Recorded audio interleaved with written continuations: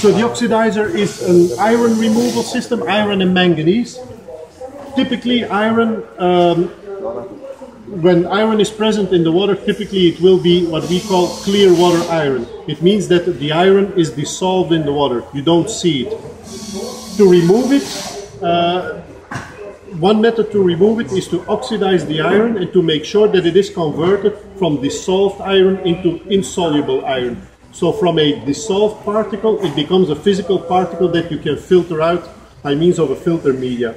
Now, in order to oxidize dissolved iron or manganese, what you need is two things. First of all, you need sufficient pH. pH needs to be at a certain level, but very important for the oxidation, you need something to oxidize the iron. Could be chlorine or ozone, but the most common way to do it, the most simple way to do it, is to inject or to add air. Air is a good oxidizer.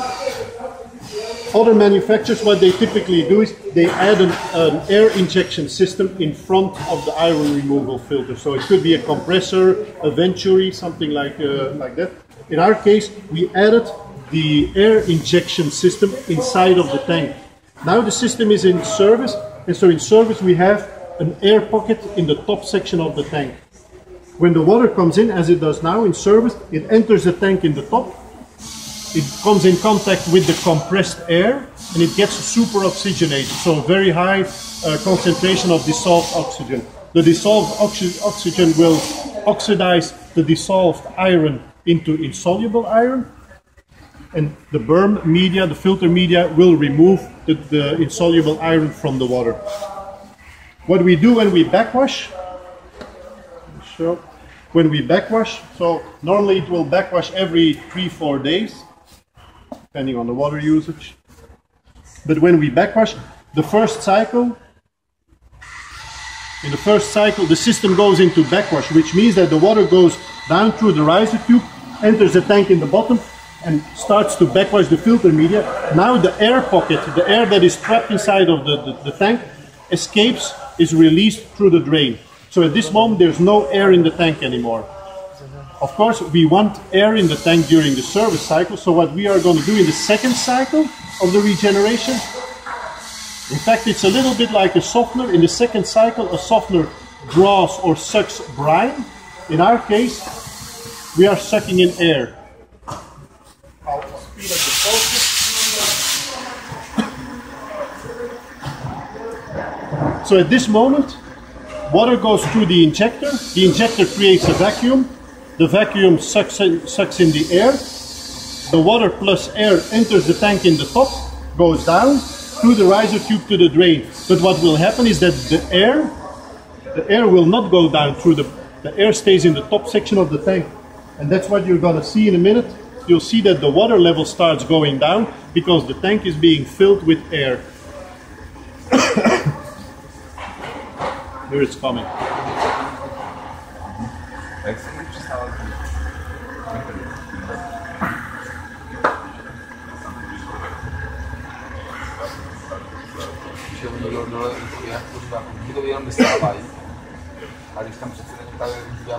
You see now the water level goes down, and so normally when it does an automatic regeneration, we leave it in air suction cycle for about 25 to 30 minutes, and typically the water level will go down to about 50% of the height of the tank. We're not going to wait that long, it's not really necessary, but I'll leave it for another minute. So now the air pocket in the tank is expanding, it's becoming bigger and bigger.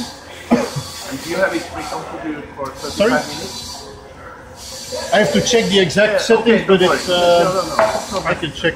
10 minutes? No. The air suction cycle is longer.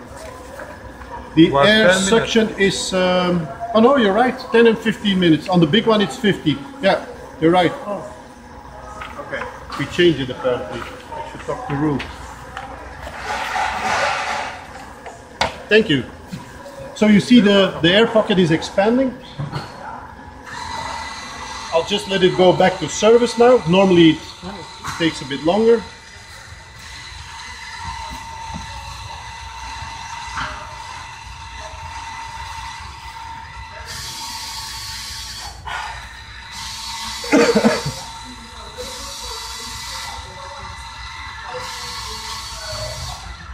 So now it's back in service. What will happen is when we put pressure on the system, here, the air pocket is being compressed because you can compress air. Water, you cannot compress it. Now because we didn't leave it in air suction long enough, but normally the air pocket will be something up to here. But as soon as we take water, you see that the pressure is to a certain degree is released. So here you can clearly see your air pocket in the tank. And so now it's, as I showed you in the beginning, the service cycle. The water comes in, gets super oxygenated, oxidation of your dissolved iron through the filter media and out to the outlet, and it's filtered. So that's the oxidizer. Now, I told you that two things are important for iron removal. You need air, you need something to oxidize. In this case, we use air.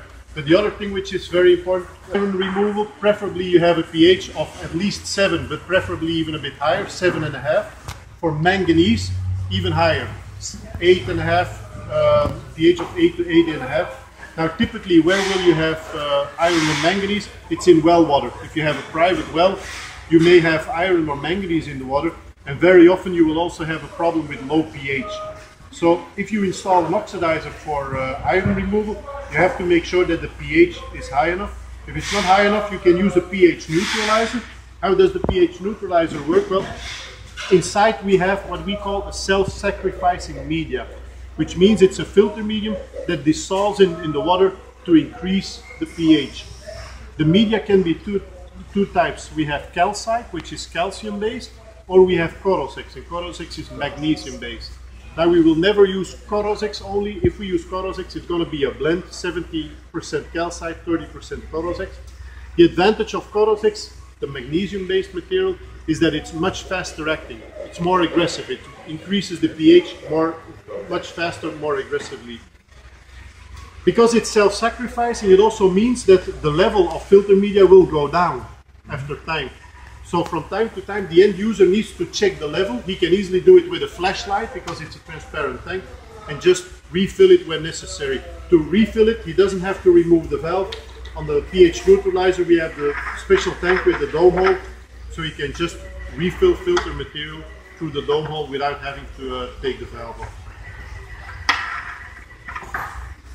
That's the pH neutralizer. It will increase the hardness too.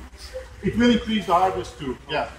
Oh, I don't know by heart. I can calculate if you want, but I don't know by heart. 5. Yeah, something like, certainly not 20 the German degrees. It also depends if you increase pH from 3 to 8, it's something different. But typically it will be from 5, 5.5 to 7, 7.5, and then it's a couple degrees. But I can give you the exact figures. And Roman is asking if it's possible to over-increase the pH. Let's say with calcite, typically no. Calcite has the tendency to raise the pH to 7, 7.5 maybe, and then it stabilizes. Corosex, 7, 7.5 only? yes, calcite 7 to 7.5, neutral. Yes. Normally calcite is neutral. With Corosex, if the water is stagnant, if the water stays in the tank for a while, the pH can increase much higher. So for manganese, you usually use Corosex. Yes, calcite Corosex, which we call the pH neutralizer XL. Yes. And then we have the no-nitrate and the multi-mix. In fact, the no-nitrate works like a water softener. Can I say big washing? Sorry? Big washing. You can say big washing. Yeah? Outflow.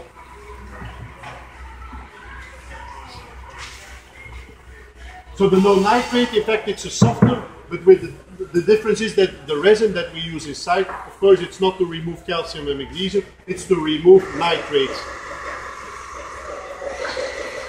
So it's going to go... But it is possibility to mix anion it with contain it, and will be softener and also... In this case, a softener uses the sodium portion of your brine. It's calcium magnesium which is exchanged for sodium. In case of nitrate, it uses the chloride, so it's anion. Yeah, it's not captured. But it functions. It also regenerates just like a water softener with normal sodium chloride with regeneration salt. But the difference is that with a softener, the sodium portion is used, And with a no nitrate, the chloride portion is used. So that's the difference. What's important when you use, in case of nitrate removal, is that you use a resin which is highly nitrate selective. What does it mean? If you don't use nitrate selective resin, the resin will start to remove nitrates, but once the resin is saturated with nitrates, if there's also sulfates present in the water, the sulfates might start to push the nitrate off the saturated resin, which is called nitrate dumping.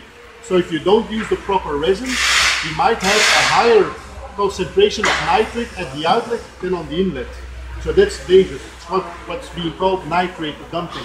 In our case, we use the Lanxess resin, which doesn't have nitrate dumping. So at the end of the service cycle, if it gets saturated and you overrun the capacity, nothing will happen. It will just stop removing nitrate, but it's not going to do any nitrate dumping. So no other chemical is removing nitrate from the resin, yes? No, yeah. Because it's highly nitrate selective. Yeah. If you don't use it that way, there's sulfites, for example, that could push the nitrate. I know.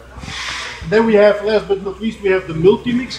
And in fact, the multi-mix, we call it a softener plus. The multi-mix, as we explained earlier, it removes calcium hardness, calcium and magnesium. It removes iron, manganese. It also removes NOx, so natural organic matter, and some ammonia. But in fact, it's a mixture of different filter media. So it has resin. Too late? We have just okay. So it's just a mixture of different filter media that we put into the tank, and after the first regeneration, after the first backwash, because the different filter media have a different weight, what will happen is that it will automatically form a multi-layer filter bed. And so every filter layer will have a specific function. Now this is a great solution if you have well water, you have iron, you have manganese, you have some hardness, you have some natural organic matter. Then something like the multi-mix is a good solution. The multi-mix is not a good solution if you would say, I only have iron, then the oxidizer is definitely better. This is kind of the all-rounder that you want to use if you have different products. If you have different problems and you don't want to use 3 or 4 different individual systems. So, any questions? Here you can